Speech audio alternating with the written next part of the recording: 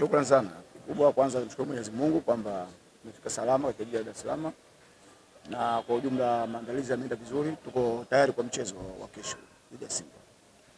Swali kwa mwalimu. Kili wao timamu vizuri kila wakati. Unajua wanapocheza mechi za mwisho kama hizi mara nyingi wenye kuamua ni players wenyewe. So tunawajenga kwa hilo kuhakikisha kwamba kila mchezaji anapata nafasi, hakikisha kwamba aipiania Pamba. Hakuna kingine.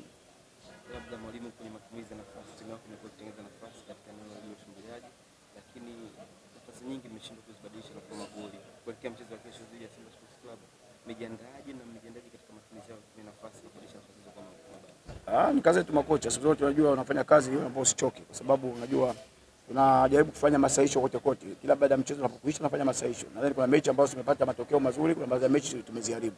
Na kama ulivyosema, kuna baadhi ya mechi tumetengeneza nafasi tumezitumia vizuri. Kwa hiyo kila wakati kwenye mazoezi tunazifanyia mazoezi, mambo ya finishing tunafanya yote, tunafanyia kazi. Kubwa ni kwamba tunapoenda pale uwanjani kuhakikisha kwamba mchezaji anatimiza yale ambayo tunafanya kazi kwenye mazoezi. Labda neno lolote kwa mashabiki na uongozi wa Pamba kwa mchezo wa kesho dhidi ya Simba Sports Club? Kikubwa kwamba kwanza naweza kusema kwamba napenda kuambia wananchi wetu wa Pamba ambao wako Dar es Salaam mikoani watuombee dua tufanye kazi vizuri kesho, na wale ambao wako Dar es Salaam kesho kama kawaida yao wasichoke, waje kwa wingi uwanjani kuja kutupa support. Mwisho wa siku tupate alama 3. Shukrani sana mwalimu. Shukrani sana. Sasa naweza kumalisha kisha mahali hapa salama, mazoezi tumejiandaa vizuri, tumejipanga kuhakikisha tunafanyia kazi yale maandalizi ya mwalimu alotuelekeza mazoezini. Tumefika siku ya kwanza mpaka hapo leo ambapo tutahitimisha mazoezi ya mwisho kuelekea kwenye mchezo wa kesho. Swali kwa mchezaji. Karibu.